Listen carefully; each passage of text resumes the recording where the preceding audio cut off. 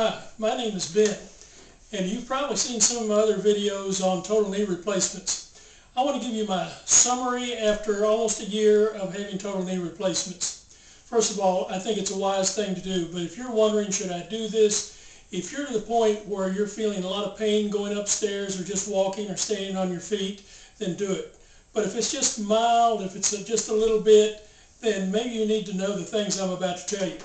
First of all, here are some things I bet you didn't know, and these are very important. First thing I want to talk to you about is that I would not do both knees at the same time.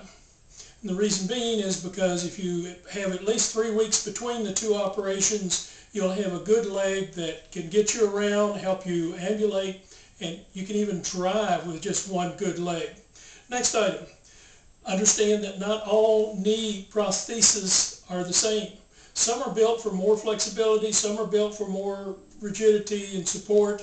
If you're an athletic enthusiast like I am, you try to do sports, you need extra support in certain areas, your surgeon will know what prosthesis to pick for you.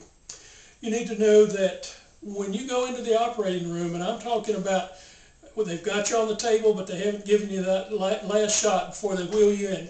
Make sure you see some marking on your knee that identifies which knee is going to get the operation.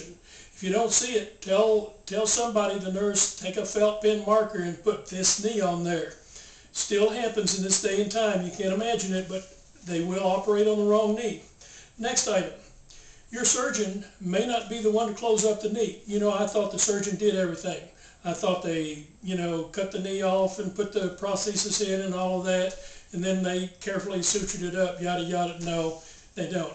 Usually he does his job, turns it over for closure to someone else. Now, that's where you need to know, does that person know what they're doing? Before the operation, ask your doctor what kind of experience this person's had. You might even want to talk to them. The reason I say this, I had the left knee done within 3 weeks of the right knee, and these are both almost a year out, so the scars should have been gone totally. The left knee, the scar's pretty well gone. The right knee, the scar's not pretty well gone, and in fact will probably be there for the rest of my life. Let me show you a close-up of the left knee. Here's the left knee. You can see the scar is almost gone. Here's the right knee. Now you can see a lot of scar tissue, and you see this big knot at the top. Now that doesn't really bother me. It probably won't bother most guys, but if you're a woman, that's going to be a real cosmetic failure. That's going to be a real heartbreaker there. I want you to know that there's some other things about closures. For instance, you can close the knee with either staples or the thread-like sutures that you're used to seeing. I have not done the sutures, but the staples were great for me. They gave me good flexibility, and when it came time to take them out, they don't hurt, and they can take them out in just about 2 minutes. If you have sutures, they got to go through each one, pull it out. It's going to be sting kind of thing, hurt and everything. But I don't know what's right for you. Next item. You need to understand that there's something called a drainage tube that's essential. After you have your operation, they close up the knee, but they put in a little small drainage tube to drain fluid away. And then they'll remove it very shortly, probably right after you get back to your room. Point is, you need to find out who's going to know that that gets in there and gets removed properly. The only reason I mention that is a friend of mine said they didn't remove his drainage tube, then the fluids went down into the calf, and yada yada, not a good scene. Just something to be aware of. Next item, ask your doctor, insist that you stay on Coumadin for 4 months after your operation. Now your doctor's probably going to say you only need to be on it for about 10 days or whatever to keep your blood from clotting or anything like that. I had a blood clot form in the deep femoral vein on the right leg, the one that has that bad scar looking thing. I don't know whether it's related to the knee or not. The surgeon said no, my family physician says yes.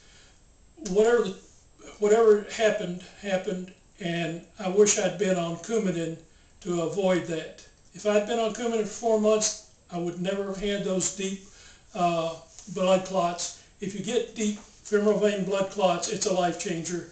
They don't go away quickly. In fact, it may take years, if ever. You don't want to even think about that. So insist you'd like to be on Coumadin for at least 4 months. It's just like taking aspirin. I think I take about 2.5 milligrams a day. Next item. You need to understand, and this is very important, The hospital is not going to give you enough pain meds, and you're going to feel your pain the first evening that you're out of the hospital, somewhere that evening, even though your doctor and nurse has promised you, don't worry about a thing, just ring the nurse if you need more pain meds, whatever. The reality is, when you ring for the nurse, she may not come, and when she does come, she's probably going to say something like, I'm sorry, I'm not authorized to give you any more pain meds unless I talk to your doctor, and he's gone home for the day. Next time I had my other knee done, I carried a handful of Loratab with me, and whenever I got feeling pain at night, just took a little Loratab, took care of the problem. You need to think about that, but make sure that you're not allergic to pain medicine. You need to understand that your hospital bed should have an overhead rail, one of those rails with a little handle grip, so at night, when you start getting that urge, you got to turn over on your side, and there's nobody to help you, you can reach up, pull yourself up with that handrail and kind of turn over on the side. That was something that was very important to me. You need to also understand that if your operation is late in the day or maybe on the weekend, you may have a tired surgeon. You don't want that, not good. Try to do it the first part of the week. Also, you need to understand that your hospital should have a low infection rate. Now, if you call your hospital and say, have you got a low infection rate? Sure, they're going to say, yeah, we're really safe and everything. Forget all of that nonsense. Call the infectious disease department of your hospital and say, what is the hospital-acquired infection rate for the last 12 months, and compare it with other hospitals. Next thing you need to know, you'll miss this totally. You need 2 urinals at your bedside. They always put 1, but here's what happens. In reality, somewhere in the evening, after about everybody's gone home, you can't seem to get a hold of the nurse's station, you filled up 1 urinal, and guess what? You got to pee bad. Well, if you don't have another urinal, you're in trouble. So have another urinal and make sure it's reachable. They like to put them on the other side of the room for some reason. Next item, I would recommend having some kind of audio player, some kind of player where you can play soothing music, because when you first regain consciousness, you're going to be feeling all sorts of strange feelings after your operation, and you can just relax out so well. Now for me, I like religious music, and what I really liked, what my soul thrived on, was something called Songs for the Inner Child by Shauna Knoll. Very, very healing. But you may like rock or whatever, and that's cool. Next item. When you're wheeled into your room, your nurse is going to say, okay, here's a button to press to call us if you need us. Try it. Don't take their word for it. I found out the button didn't even work when I needed it. I just believed it would work. But try it and make sure someone answers. Test it out. To have them explain what button you need to push if you need to talk to the hospitalist or the patient advocacy person.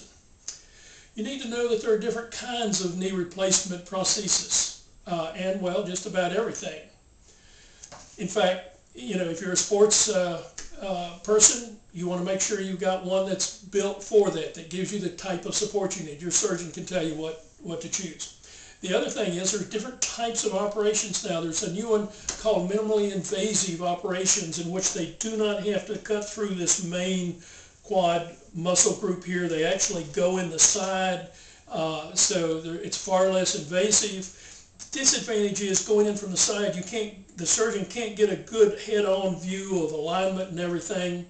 The advantage is it'll heal quicker. Now, if you're a sports enthusiast, you need a good alignment, because you're going to be putting a lot of load bearing on that joint. If you're just a walker, that sort of person, probably the minimally invasive operation would be just fine. You can be a little off and probably never know it. So just understand the different kinds. The other thing I want you to know, 11 or 12 months ago when I was doing my procedure, they were just coming out with this new way of holding the pain back. Now generally we use general anesthesia. So they put a mask on you or whatever it takes, and you breathe it in. They also put in an epidural that goes right in the femoral vein, and that blocks everything below the waist. Now, the new way is they don't do the epidural, they don't do the general anesthesia. They give you a handful of pain meds and say, you know, chomp on these, and you just go out into Never Never Land. The advantage is you come out of it much quicker, and you can get back on your feet much quicker. They even bragged about releasing some people, it was either the same day or the next morning, But now, when I talked to the PAs said, yeah, it sounds great, but in fact, we're the ones that follow up on these people and they have more pain later, meaning 2-3 days later. So just understand that you need to do a lot of homework before you choose to go for the gulping the handful of pills. Another thing I want you to know is that it's common for one leg to heal with different pain syndromes than the other. I won't go into that, but just understand you may not experience the same pain syndromes. For instance, with me, my right leg with this funny scar and everything should be identical to the left, but I've got numbness in my big toe that doesn't seem to want to go away. Also, you may find that you don't have the ability to turn on all the muscle groups you could before and run. You kind of go through a slow motion attempt at running, but I'm sure that'll return after a while. I would also recommend, very important, I would recommend before your operation, maybe 3 or 4 months before, having an inferior vena cava filter installed. Most people know this by the name of a greenfield filter, but mine was called a G2 filter. The only difference being a G2 filter is removable if you'd ever want to remove one. The important thing is that with a inferior vena cava filter, if you, for whatever reason, start throwing some blood clots, that filter is going to catch anything larger than 3 millimeters, so you won't have to have breathing problems and so forth. So that's very important. If you can have that, I think anyone over the age 50, whether they need it or not, should have one of those filters.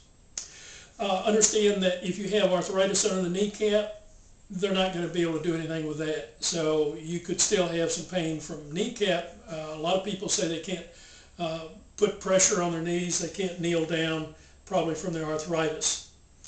In summary, I would still have had TKAs done. I would have brought extra pain meds from home, and I would have insisted on taking Coumadin for at least 4 months post-op. Probably would have asked a few more questions. My experience with deep vein thrombosis was very painful, and it's ongoing, and it's a game changer for me.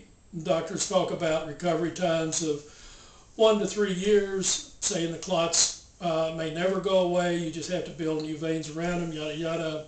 The pain in my case was worse than having the 2 knee replacements done.